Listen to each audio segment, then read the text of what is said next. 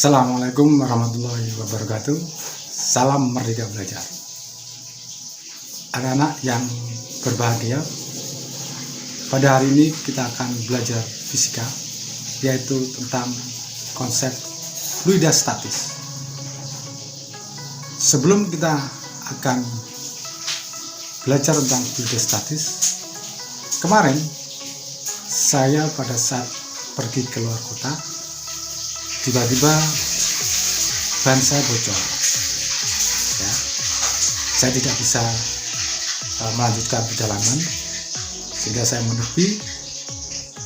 Saya akan mengganti dengan ban cadangan. Nah, untuk mengganti ban cadangan itu, anak-anak, saya menggunakan dongkrak yang disebut dengan dongkrak hidrolik, ya. Pada saat saya mengeluarkan dongkrak itu dan menggunakannya, ya, saya gunakan. Setelah itu saya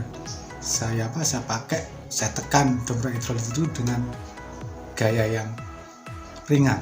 Ternyata bisa mengangkat mobil sebesar itu, ya. Mobilnya terangkat, akhirnya bannya bisa saya lepas dan saya pasang ban cadangan sehingga saya bisa melanjutkan perjalanan, ya. Dalam pemikirannya kalian mungkin, kenapa dengan gaya yang kecil yang kita berikan pada dongkrak hidrolik itu bisa mengangkat beban yang besar? Nah, untuk itu mari kita ikuti penjelasan dari kami.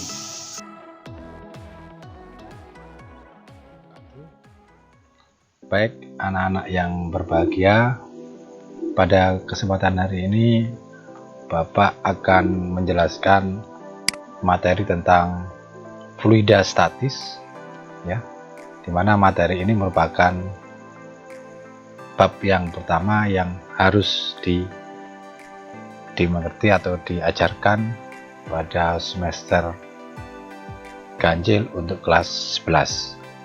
Sebelum Bapak menjelaskan lebih lanjut tentang apa fluida statis itu, pertama-tama akan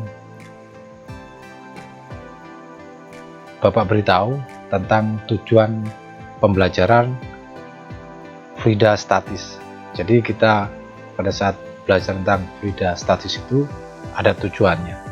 Tujuan yang pertama yaitu bahwasanya siswa atau kalian dapat memahami konsep tentang fluida statis. Saya ulangi lagi, tujuan yang pertama pembelajaran kali ini adalah siswa dapat memahami konsep fluida statis. Yang kedua, tujuan pembelajaran tentang fluida statis ini yaitu siswa atau kalian mampu menerapkan konsep-konsep fluida statis dalam kehidupan sehari-hari.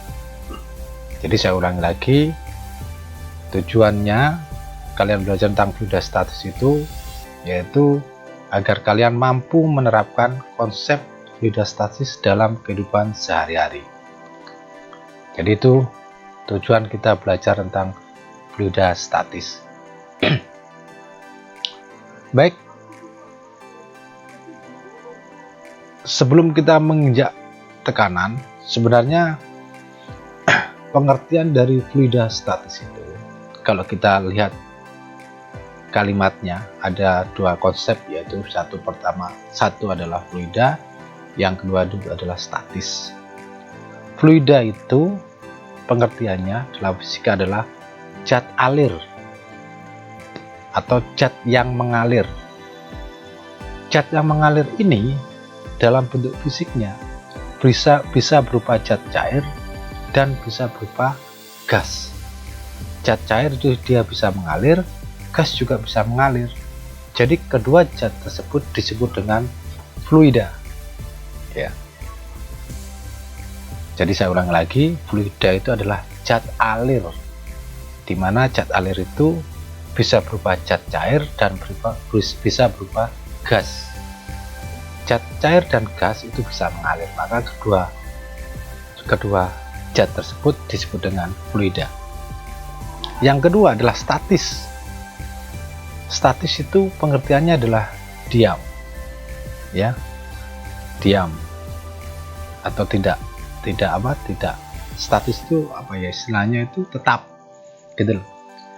Jadi kalau kita gabungkan pengertian dari fluida statis, itu adalah zat alir yang diam. Kalian pasti bingung, kok bisa Pak mengalir tapi diam? Artinya begini, zat alir yang dikondisikan dia itu tidak tersebar kemana-mana. Contoh misalnya seperti ini, air dimasukkan di dalam ember atau bak, ya, air tersebut tidak bisa kemana-mana, dia akan bergerak di bak tersebut atau ember tersebut. Beda kalau air itu dimasukkan dalam selang, dia akan mengalir terus, ya, akan berpindah tempat dari posisi A dan posisi B misalnya. Itu perbedaannya. Nanti kita akan belajar juga tentang fluida dinamis, artinya zat fluida itu mengalir dari berpindah tempat dari posisi A ke posisi B. Baik, sebelum kita lebih jauh tentang belajar fluida, kita akan mengenal dulu dengan istilah tekanan, ya, tekanan. Tekanan itu didefinisikan sebagai gaya normal, di mana gaya tersebut harus tegak lurus dengan bidang yang bekerja pada suatu bidang dibagi dengan luas bidang tersebut. Saya ulang lagi, tekanan itu adalah gaya normal. Gaya normal, gaya itu lambangnya adalah F, ya, tapi gaya tersebut harus tegak lurus pada suatu bidang, ya. Jadi tekanan itu gaya normal yang bekerja pada suatu bidang dibagi dengan luas bidang tersebut, ya. Salah satu contoh dalam kehidupan sehari-hari misalnya, kalau kalian itu menekan meja dengan tangan, ya, menekan meja dengan tangan, maka gayanya itu dikeluarkan oleh tangan, luas bidangnya itu adalah permukaan tangan, ya. Jadi gaya yang kamu keluarkan dibagi dengan luas bidang tangannya itu disebut dengan tekanan. Sehingga kalau dalam rumus fisika, tekanan itu dilambangkan dengan P, gaya itu dilambangkan dengan F besar, dan luas bidang itu dilambangkan dengan A, maka tekanan itu adalah F per A, di mana P itu adalah tekanan, F itu adalah gaya, satuannya normal, A itu adalah luas bidang, satuannya adalah meter persegi. Sehingga secara satuan, tekanan itu adalah Newton per meter persegi, ya. Atau kalau dalam satuan internasional kita ubah dalam bentuk Pascal, ya, atau biasa disebut dengan PA. Itu, ya. Saya ulang lagi, jadi tekanan itu merupakan gaya persatuan luas. Rumusnya P sama dengan F per A. F itu gaya, luas itu adalah A, itu adalah luas, gaya satuannya Newton, dan luas satuannya meter persegi, sehingga tekanan adalah Newton per meter persegi. Contoh tekanan dalam kehidupan sehari-hari, misalnya ini, ya, ini contoh gambar misalnya. Pemain luncur es sedang bereaksi, ya. Yang pertama itu, jadi gayanya itu dihasilkan oleh kaki dan luas bidangnya itu dihasilkan oleh sepatu esnya. Yang kedua adalah pemain ski, ya. Pemain ski kan beda antara pemain luncur es, itu kan sepatunya itu seperti apa itu ya? Seperti apa itu istilahnya? Seperti pisau, ya kan? Luas bidangnya kan kecil. Kalau pemain ski itu luas bidangnya besar, skiboard, seperti skiboard itu. Jadi di situ tekanannya berbeda, ya. Contoh lagi yang dalam kehidupan sehari-hari adalah sepatu dengan hak tinggi. Sepatu dengan hak tinggi itu luas bidangnya, ujung sepatu hak tinggi itu kan kecil dibanding dengan sepatu hak lebar, pantofel misalnya, sepatu pantofel itu kan lebar, luas bidangnya sepatu hak tinggi itu kecil, sepatu pantofel itu luas bidangnya besar. Maka tekanan yang dihasilkan itu adalah lebih besar pada sepatu hak tinggi karena luas bidangnya kecil, karena tekanan itu terbalik dengan luas bidang. Itu tekanan. Selanjutnya Bapak akan menjelaskan tentang tekanan hidrostatis, ya. Tekanan hidrostatis, tekanan itu lambangnya P, hidrostatis adalah zat cair. Hidrostatis, hidro adalah air, statis itu diam, ya. Definisinya adalah tekanan hidrostatis itu adalah tekanan zat cair yang hanya disebabkan oleh beratnya sendiri, ya. Jadi misalnya seperti ini, kenapa orang diving itu penyelam harus tidak bisa dalam, ya. Orang diving itu paling untuk menyelam kedalamannya paling 50 meter sampai 100 meter. Kenapa tidak boleh sampai 500 meter atau 1000 meter di dalam, ya? Atau misalnya kapal selam, ya. Kapal selam itu memiliki tingkat kedalaman untuk menyelam itu tertentu. Kenapa? Karena semakin dalam tekanannya itu akan semakin besar. Karena tekanan hidrostatis adalah rumusnya Rho GH. H itu adalah kedalaman, ya. Rho itu adalah massa jenis, G itu adalah percepatan gravitasi bumi. Kalau hanya semakin besar, maka tekanannya zat cair itu terhadap benda yang ada di dasar itu akan semakin besar pula, ya. Saya ulang lagi, tekanan hidrostatis itu adalah Rho kali G kali H. Rho itu adalah massa jenis, G itu adalah percepatan gravitasi, H itu adalah kedalaman. Maka ada beberapa nelayan yang tidak mengenal rumus ini, ya, sehingga dia menyelam untuk mencarikan sampai dalam sekali. Suatu saat penyelam tersebut akan mengalami kelumpuhan, karena semakin dalam tekanannya semakin besar, maka akan menekan saraf-saraf di dalam otaknya, ya. Hati-hati kalau mungkin punya tetangga, punya saudara yang biasa menyelam di dasar laut misalnya, jangan terlalu dalam, karena semakin dalam maka tekanannya akan besar, menyebabkan menekan ke benda tersebut, orang tersebut, maka saraf-saraf di kepala itu akan berbahaya untuk kesehatan, sehingga akan mengalami kelumpuhan biasanya.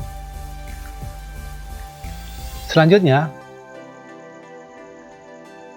tekanan hidrostatis itu yang besarnya Rho GH itu didapat dari ini, ya, didapat dari ini.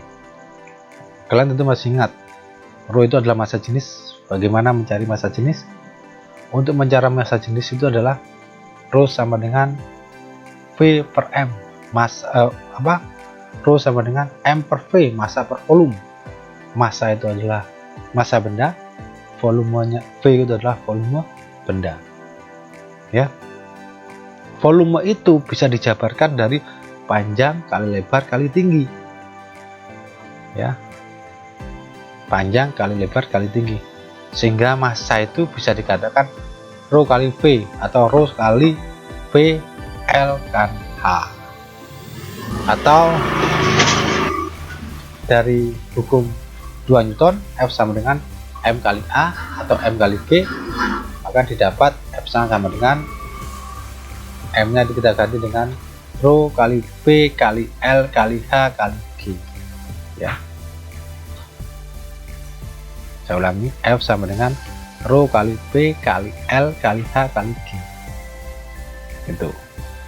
Maka kalau dimasukkan dalam persamaan tekanan F per A, F nya itulah massa jenis kali panjang kali lebar kali tinggi dan kali gravitasi. Kita ketahui luas bidang itu adalah panjang kali lebar, maka P nya kita bisa coret, L nya kita bisa coret, maka tekanan hidrostatis seluruhnya kita dapatkan Rho kali G kali H, ya. Nanti akan kita buktikan, akan beri contoh soal untuk pembahasan tentang tekanan hidrostatis. Selanjutnya, yang berikutnya, dalam fluida statis itu kita juga membahas tentang hukum Pascal, ya, hukum Pascal. Pascal itu adalah seorang ilmuwan yang menemukan persamaan ini. Jadi hukum Pascal mengatakan bahwasanya tekanan yang diberikan pada zat cair dalam ruang tertutup akan diteruskan ke segala arah dan sama besar, ya. Tekanan yang diberikan pada zat cair dalam ruang tertutup diteruskan sama besar dan segala arah. Kamu perhatikan contoh gambar di sebelah kiri. Misalnya, ya, air dimasukkan dalam tabungnya seperti itu dan dilubangi. Kalau ujungnya itu diberi piston atau penutup karet, terus kita tekan, kamu perhatikan air tersebut akan keluar, ya, ke segala arah. Yang di bawah, yang di atas, dan di samping itu akan keluar ke segala arah. Jadi tekanan hidrostatis seperti itu, ya. Penerapannya dalam kehidupan sehari-hari adalah ini, namanya dongkrak hidrolis. Jadi kalau misalnya orang tua kalian naik mobil ternyata bannya bocor, maka untuk menggantikan ban kita menggunakan dongkrak hidrolik. Dongkrak hidrolik itu yaitu menggunakan hukum Pascal. Bagaimana mengeluarkan gaya yang kecil, maka menghasilkan gaya angkat yang besar, ya. Sekali lagi, hukum Pascal ini diterapkan di dalam dongkrak hidrolik. Kalau kita mau mengangkat mobil, kita mengeluarkan gaya yang kecil tapi bisa mengangkat benda yang besar atau menghasilkan gaya angkat yang besar. Jadi itu penerapan hukum Pascal. Nah, bagaimana kan? Sudah jelas cara kerja dongkrak hidrolik, yaitu dengan menggunakan hukum Pascal. Jadi konsepnya itu yaitu dengan menggunakan hukum Pascal. Jadi kita bisa mengangkat beban besar dengan mengeluarkan gaya yang kecil, ya. Jadi itu penjelasan untuk hari ini tentang fluida statis yang diakhiri dengan hukum Pascal tentang dongkrak hidrolik. Demikian, kurang lebihnya mohon maaf. Saya Rio, wassalamualaikum warahmatullahi wabarakatuh. Salam Merdeka Belajar.